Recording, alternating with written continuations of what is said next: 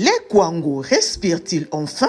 Dans les localités de Moulossi et Kimbandinga 3, le milicien Mobundo ont officiellement déposé les armes, un tournant majeur dans les conflits communautaires entre Teke et Yaka. Depuis plusieurs mois, le conflit opposant certaines milices Mobundo aux communautés locales a provoqué des déplacements de population, de pertes humaines et une forte instabilité dans l'espace Grand Badundu. Face à cette situation, le président de la République, Félix-Antoine Tshisekedi, a dépêché son envoyé, le ministre délégué à la Défense, Eliezer Tambwe, pour conduire une mission de pacification dans les Kwango. À Moulossi et Kimbandinga 3, le ministre Mobundo ont remis des armes, d'importants stocks de munitions, des effets militaires. Un geste fort qui marque un engagement officiel pour la fin des hostilités. Sur place, le message a été clair. Qui sont réellement les milices Mobundo dont on parle tant dans les Kwango et les Maïnombe?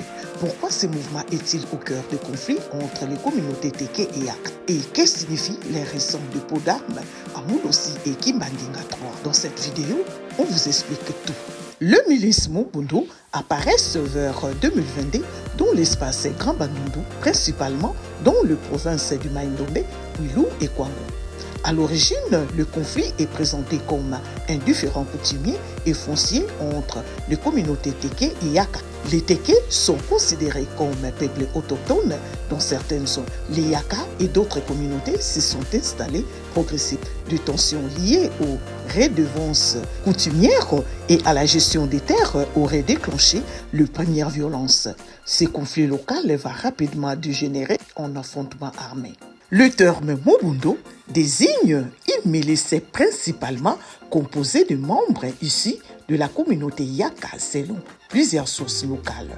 Au départ présentés comme des groupes d'autodéfense communautaire, ils sont accusés d'avoir mené des attaques contre le village, des incendies d'habitation, de déplacements massifs de population, des affrontements directs avec le FARDC. Le gouvernement congolais les considère comme un groupe armé illégal, responsable d'une insécurité persistante dans la région. Plusieurs rapports évoquent également la circulation d'armes artisanales et parfois d'armes de guerre. Le conflit Mobundo a provoqué des centaines de morts selon diverses estimations, des dizaines de milliers de déplacés, de villages entiers incendiés et une paralysie économique dans certaines zones rurales. De nombreuses familles ont fui vers Kinshasa et d'autres provinces voisines. L'insécurité a fortement affecté l'agriculture et le commerce local. Face à l'ampleur de violence, le gouvernement a déployé le FARDC, des opérations de traque contre les milices, des initiatives de dialogue communautaire. La mission ministre délégué à la Défense, Eliezer Tambwe, s'inscrit dans cette logique de désarmement et pacification. Le dépôt d'armes observé à Moulossi et Kimbandinga 3 pourrait marquer une étape importante vers la stabilité. Sur le Kwango, le ministre délégué à la Défense, Eliezer Tambwe, réussit son pari à Moulossi et Kimbandinga 3. Le milicien Mobundo dépose les armes et s'engage pour la fin des hostilités. Des stocks importants de munitions et d'effets militaires ont été remis à l'envoyé du chef de l'État. Le message est clair, la guerre entre Teke et Yaka appartient au passé. Place à la reconstruction. Eliezer Tambwe l'a confirmé une fois de plus. La paix consolidée, le FARDC passeront le relais à la police nationale. L'autorité de l'État se réinstalle avec fermeté et pédagogie. La tournée s'est clôturée par une distribution de vivres et non-vivres aux populations locales. Le pacificateur du Grand Bandundu promet de revenir très prochainement pour assurer le suivi. Mais plusieurs questions restent ouvertes. Tous les combattants Mobundo sont-ils réellement désarmés? Existe-t-il encore des poches de résistance? Le conflit est-il uniquement communautaire ou comporte-t-il des dimensions politiques et économiques? La consolidation de la paix dépendra du suivi, du dialogue et du développement local. Le dépôt symbolique d'armes est une première étape, mais pour être efficace, il faut un recensement clair de combattants, de collecte totale des armes, y compris cachées, un mécanisme de vérification indépendant, un suivi sur plusieurs mois. Sans contrôle rigoureux, certains groupes peuvent se reconstituer. L'erreur classique est de désarmer sans réinsérer. Pour éviter que les ex-combattants reprennent les armes, formation professionnelle, appui à l'agriculture, microfinancement, intégration encadrée dans la société. Un jeune sans emploi reste vulnérable au recrutement armé.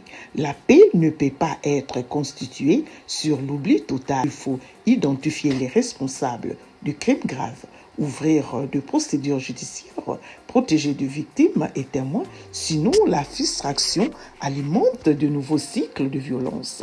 Le conflit Mobondo est né d'un problème foncier et coutumier. Il faut donc clarifier la gestion des terres, encadrer légalement le redevance coutumière, organisation de forums de réconciliation, impliquer chefs coutumiers, églises et sociétés civiles.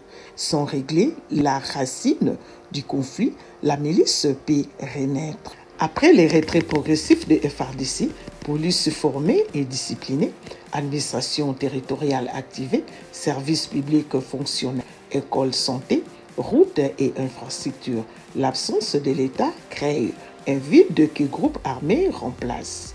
Pour conclure, le milice Mobondo sont nés d'un conflit foncier devenu violent et complexe. Le récent dépôt d'armes est un signal encourageant, mais la stabilité durable du Kwango dépendra de la capacité à transformer cette trêve en paix réelle.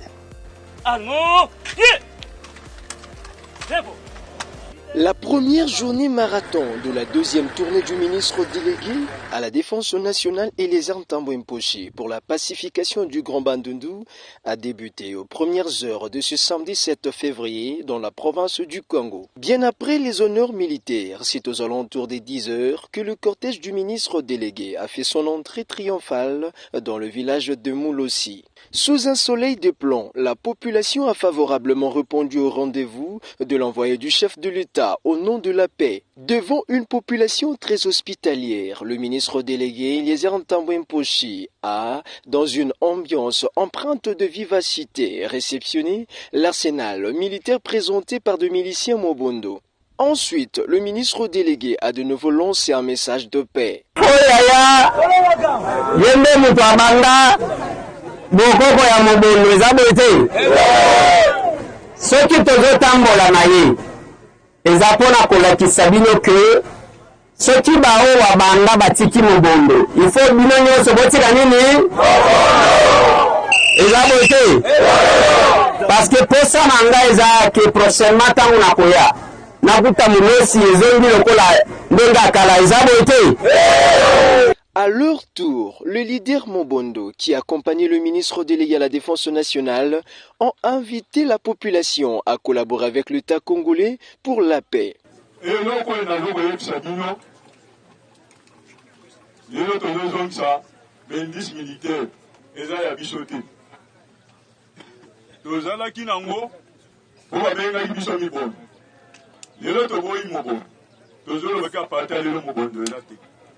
Yeba mutu nyonso za indice militaire zongisa yango na bakolo na yango yo tikali civil indice militaire ozana won soutina te.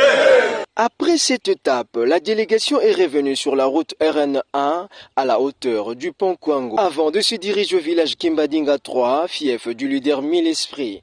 Dans ce coin, comme dans le précédent village, encore un lot important de matériel et munitions ont été remis au ministre. Outre le message de paix, le ministre délégué à la Défense nationale en charge des anciens combattants a martelé sur les dispositions prises pour les volontaires. Mille Esprits akotikala na pont Kwango eza pona kozela bino bao balingi ko bima toke na bango Kinshasa. Tozokende na bango pona nini? Oyo akopona ko sala musala soda okosala musala soda ndenge sengeli toyokani oyo kolinga koyekola misala maboko oyo nalingi nakoma mécanicien nalingi nakoma chauffeur nalingi nakoma soki maçon nalingi nakoma soki journaliste ndenge ozomona bao bazofilme nalingi nakoma cameraman okotanga ofele na mbongo ya leta toyokani malamu wana chef de l'État Félix Antoine Tshisekedi Tshilombo nde mutu alobi ke il faut benga bango atambula ebeti ekata na kezabo ete. À l'instar de leur leader, la population a vivement remercié le chef de l'État pour la nomination du ministre délégué comme pacificateur dans le Grand Bandundu. C'est depuis août 2022 que ce coin de la RDC fait face à ces conflits. Comme dans ses us, le ministre délégué a marqué son passage par la remise de vivres et non-vivres aux populations de ces deux villages. Il a promis de revenir dans le prochain jour. Une neutralisation purement militaire peut disperser les groupes, mais pas les dissoudre idéologiquement ou socialement. L'histoire en RDC montre que le groupe sarménite change de nom et se déplace vers d'autres provinces. La solution durable et structurelle, pas seulement sécuritaire. La neutralisation définitive de Mobundo dépendra moins des armes que de la capacité à restaurer la confiance, réduire la justice, faire des